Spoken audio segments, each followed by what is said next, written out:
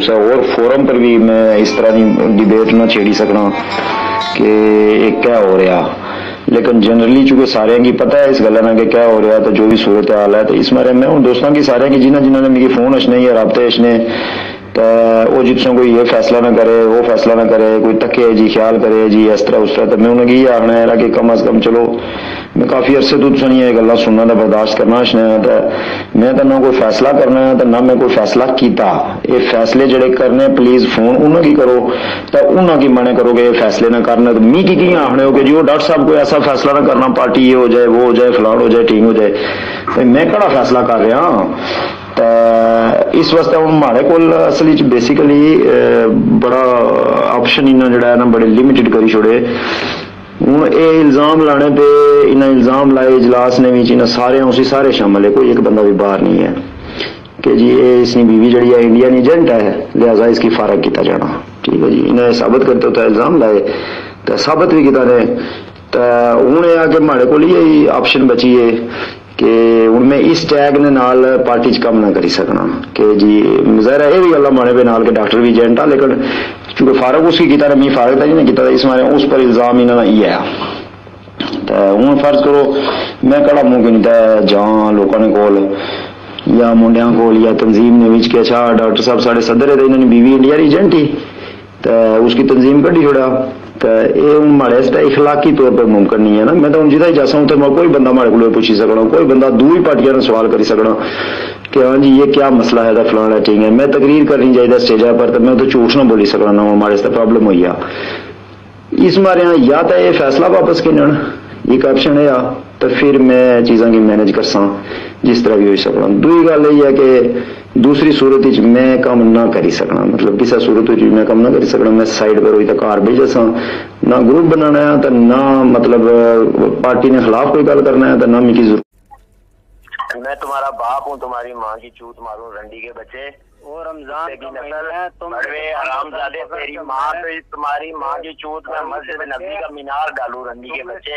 अब ठीक है के जरिए हुई थी JKLF की 1986 में, ये जो आर्म स्ट्रगल के हवाला से कि डॉक्टर फारूक को, और डॉक्टर फारूक का पस मंजर भी ये था कि वो गंगा हाईजैकिंग केस में मादा माफ हुआ भी था, तो डॉक्टर फारूक जो है वो और उसके साथ कुछ और लोग एजेंसियों के उसमें चले गए, उन्होंने बैक स्टेप किया। चूंकि अमानुल्लाह खान साहब ने इस नैरेटिव को सेल किया कि मैंने एजेंसियों की मदाखलत के आगे रुकावट पैदा करने की कोशिश की, मैं उनको अपोज कर रहा था, लिहाजा उन्होंने पार्टी को तकसीम करके डॉक्टर फारूक से ये फैक्शन बनवा लिया और मुझे किक आउट कर दिया। ठीक 1990 में, ठीक 1990 में हम ये 1993 में ये आप कह सकते हैं कि हम क्या कह सकते हैं कि हम अपने तौर पे हमारी असेसमेंट यही थी उस वक्त कि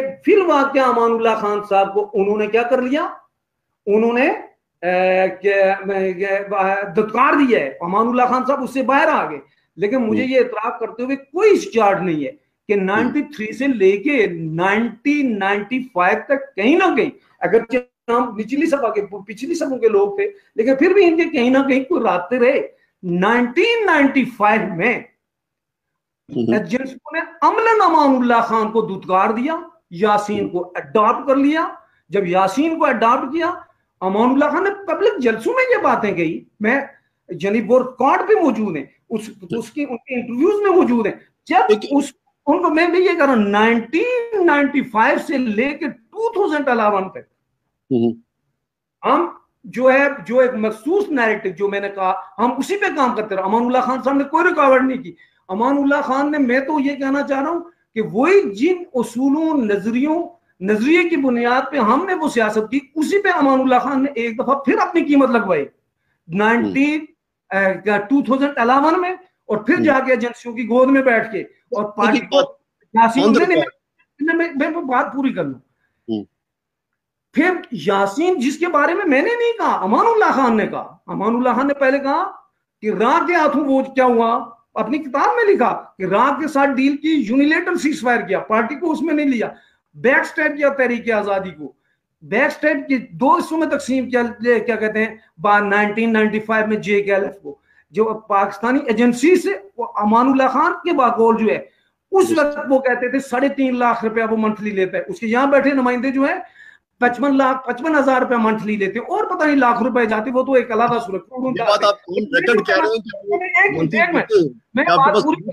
अब ये कहना, मैं कहता हूँ ना, ये कहना कि मेरी चेयरमैनी का मसला है, अल्लाह का खौफ करें। 1995 में अमानुल्लाह और यासीन ने पार्टी को तकसीम किया, एक उधर चेयरमैन बन गया, एक इधर चेयरमैन बन गया।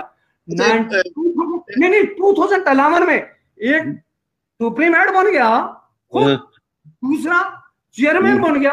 मसला मेरा चेयरमैन ही का है, मैं तो पीछे हट गया। मैंने पीछे हट के ये कहा कि जनाब ठीक है, आपने अलायंस बना लिया अमानुल्लाह खान साहब, मैं कोई रुकावट नहीं बनना जा रहा। आपने शहीद मकबूल भट्ट के नजरिए को डेविएट किया जब आप अवामी मसल्ला जिदोजहद से दस्तबरदार हो गए। आप ये कह रहे हो आज 1 लाख से ज्यादा जम्मू कश्मीर के लोगों को शहीद करवाने के बाद, मैं 2 लफ्ज में बात पूरी कर। अस्सलाम वालेकुम तमाम कश्मीरियों को मेरी तरफ से सलाम। मैं फ़हीम मुश्ताक, नाम नाद आज़ाद कश्मीर, ज़िला बाग से हूँ। मैं JKLF का साबिक सदर सिटी रेडा हूँ और इस वक्त मैं तकरीबन 2 दिन पहले मैंने JKLF से अलहदगी का ऐलान किया है।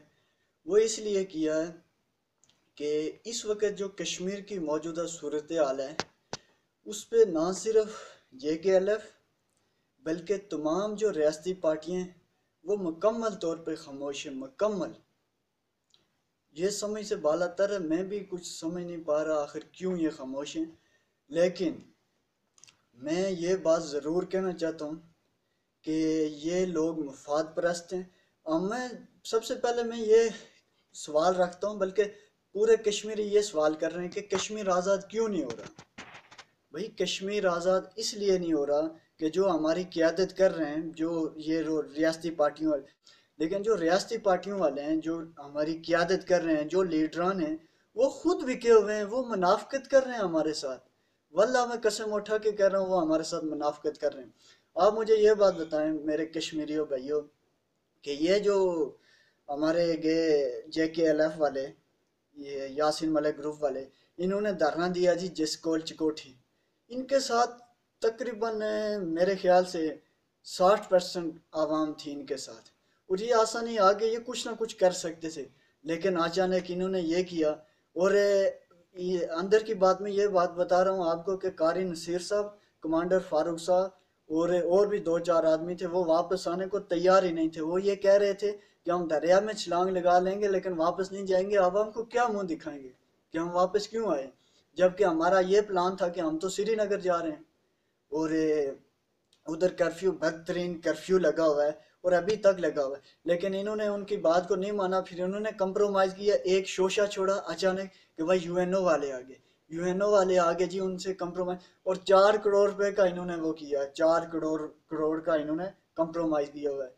ये मैं आपको अल्फन कह रहा हूँ और अंदर की बात आपको बता रहा हूँ। ये जो रफ़ीक डार है, रफ़ीक डार, सलीम हारून, ये इतने बड़े मुनाफिक आदमी, इन्होंने आवाम के जज्बात से खेला है, इन्होंने आवाम के जज्बात से खेला है, हमारे लोगों के जज्बात से खेला है इन्होंने। और पैसे लेके खुद रफ़ीक डार किधर रहता है, इस्लामाबाद में रहता है। आपको पता है इसकी कोठी का, आपको पता है ये कितने करोड़ की है। भाई ये लोग हमारी क़यादत कर रहे हैं, हम कैसे आज़ाद होंगे। सबसे पहले हमें आज़ादी लेनी पड़ेगी।